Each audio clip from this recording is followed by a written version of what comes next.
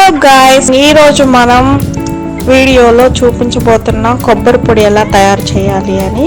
కొబ్బరి పొడికి కావాల్సిన పదార్థాలు: కొద్దిగా ఎండు కొబ్బరి, 4 ఎండుమిర్చి, వెల్లుల్లిపాయలు సరిపడా, కొంచెం సరిపడా సాల్ట్, అందులోనే కరివేపాకు కూడా వేసుకుంటే బాగుంటుంది ఫ్రెండ్స్.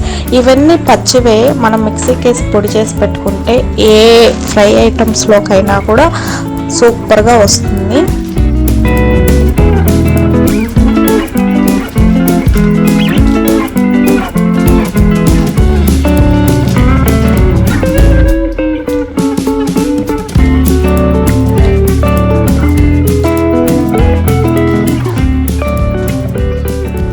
సో ఎవరైనా తెలియని వాళ్ళు ఉంటే ఇది ఒకసారి చూసి ట్రై చేయండి. ఛానల్ని సబ్స్క్రైబ్ చేయని వాళ్ళు ఎవరైనా ఉన్నా, కొత్త వాళ్ళు ఎవరైనా చూస్తున్నా, ప్లీజ్ సబ్స్క్రైబ్ చేయండి, బెల్ ఐకాన్ని ప్రెస్ చేయండి.